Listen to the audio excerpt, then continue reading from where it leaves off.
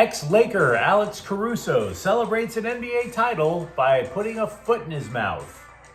Shohei Ohtani's pitching comeback continues at a snail's pace, and James Harden is included in a sexual assault suit, but he was nowhere near the alleged victim. Good morning. I'm James.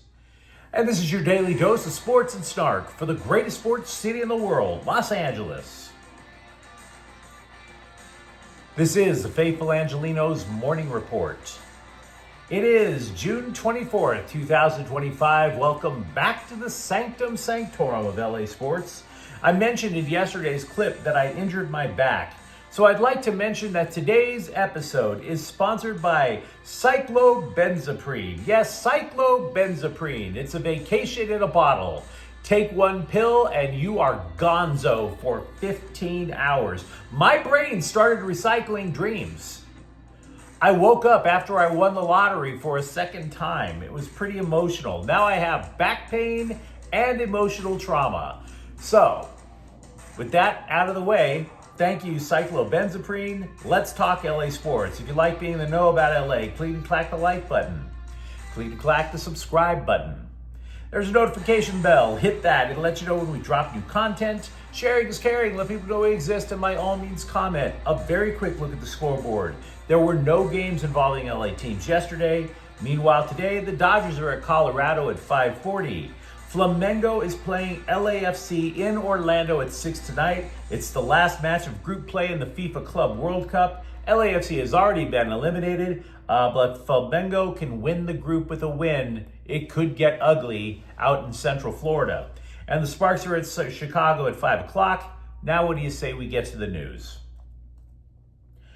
Alex Caruso either dissed the Lakers or he is a lightweight.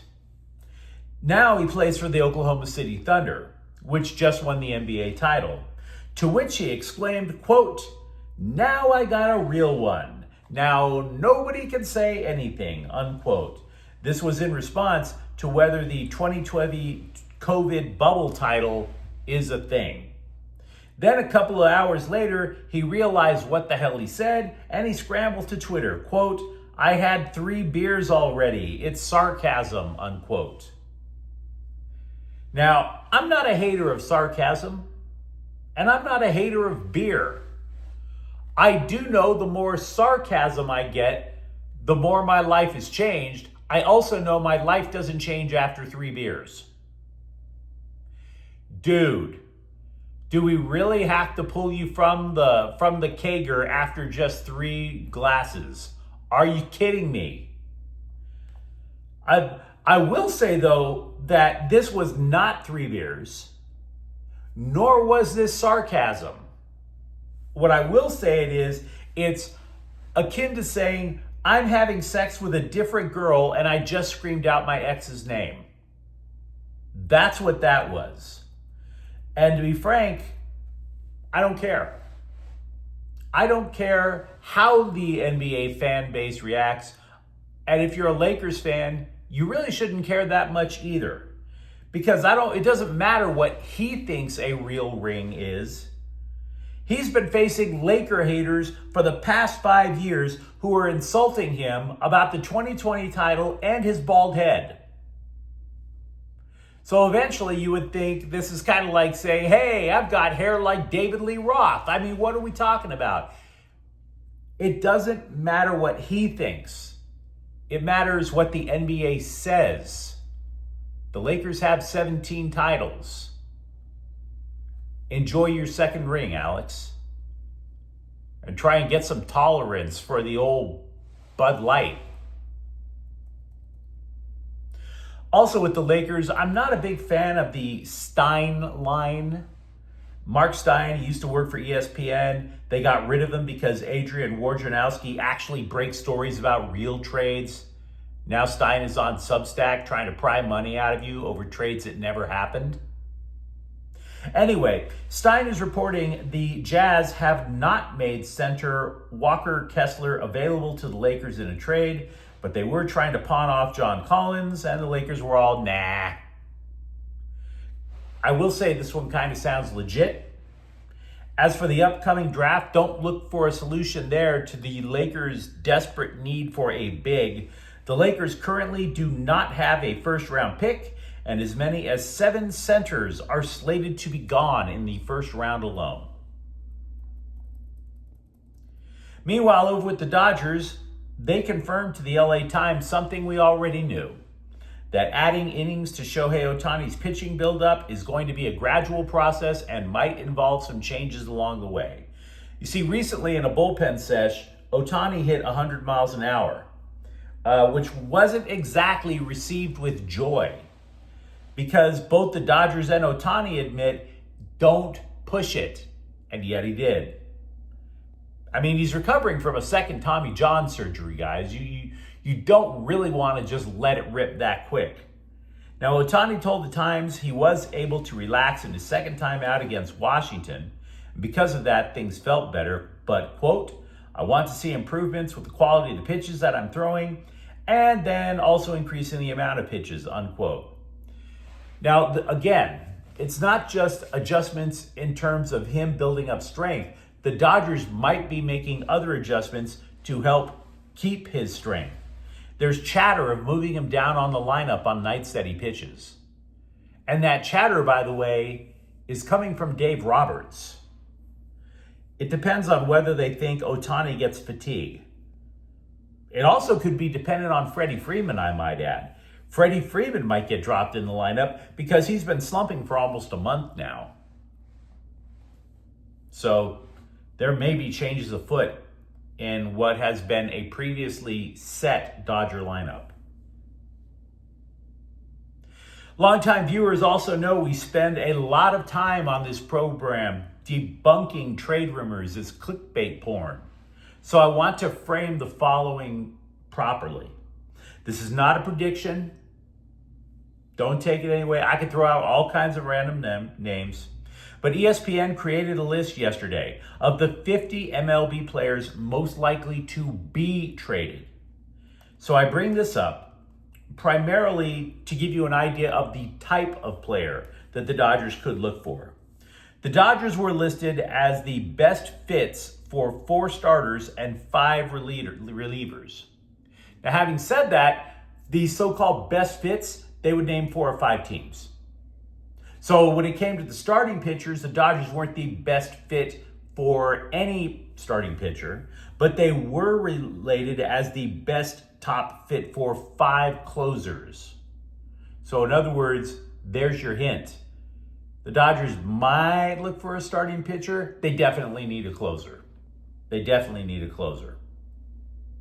By the way, no position players were included as a best fit for the Dodgers.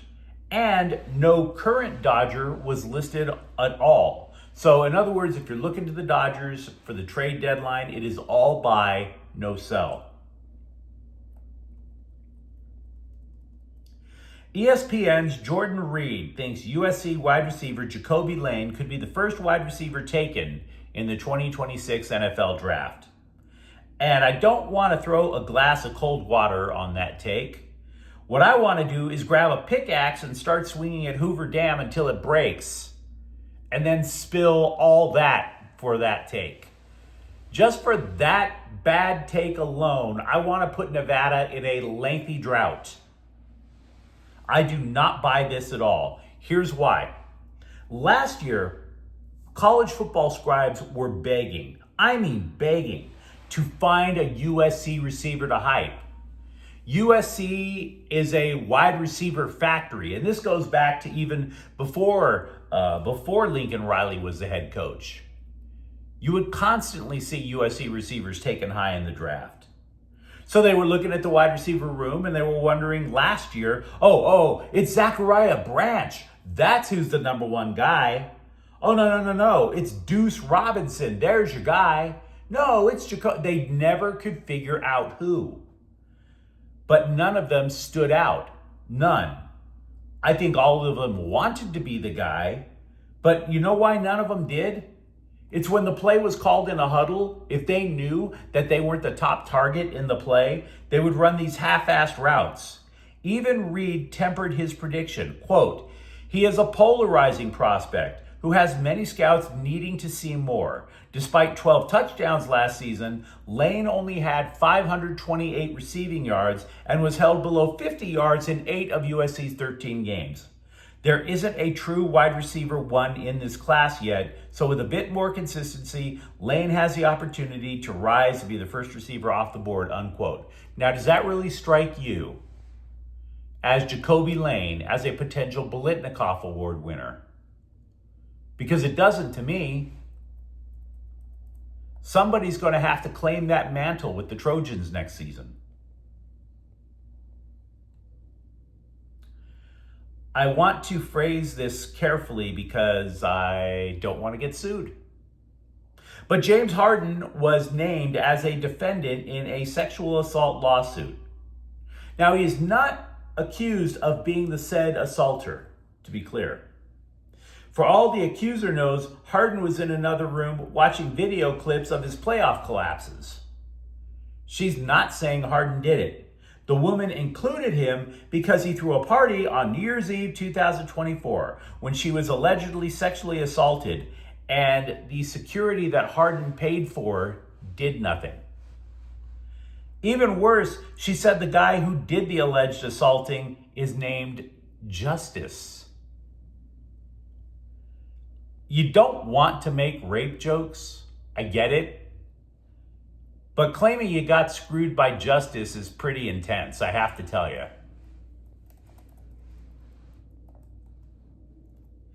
Just like you, I get random texts about football. You know, what do you think about this for fantasy? Who do you think's going to win the Super Bowl? Stuff like that. A guy I used to work with asked me if Devonte Adams really can make a difference with the Rams. Well, CBS Sports.com thinks it's a definite yes. They claim that the key takeaway from last week's mandatory minicamp is how teammates are just in awe of the guy. Oh, all the awe. All the awe. Puka Nacua said he wishes he had Adams' skill set. Now here's the thing. Nacua's not supposed to have Adams' skill set. He's not.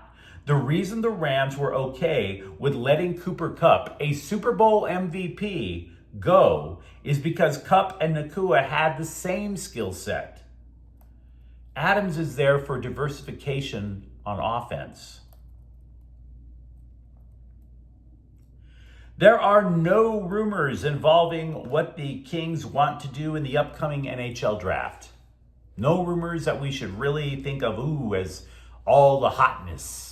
The hottest of rumors, the moist rumors. No, Director of Amateur Scouting Mark Yannetti is telling everyone what the Kings want. He wants to move down from 24th in the first round. See if they can get something in addition. It's very rare for somebody to be this forthright about it. They were missing a second round pick last year because they traded it away for Tanner Jeannot. Let me rephrase. They are missing a second round pick this year because they traded it away for Tanner Jeannot. Last year, they traded down from 20 back to 26, right? And in the process, they still got the player they claimed to have wanted all along in Liam Greentree, who, by the way, is the only offensive prospect they have. But the Kings, no secrets up there, guys. No secrets. But you let me know what you think in the comments thread. Talk to me. Are you annoyed about Alex Caruso disrespecting his own 2020 title? For that matter, are you okay with the pace of Shohei Ohtani's return? And if you enjoyed the content, don't forget to subscribe to Faithful Angelenos. We are talking LA sports every single day here. Thank you for watching. I'm James. We'll be back tomorrow. Faithful Angelenos is a Kian Corte El Queso production. Take care.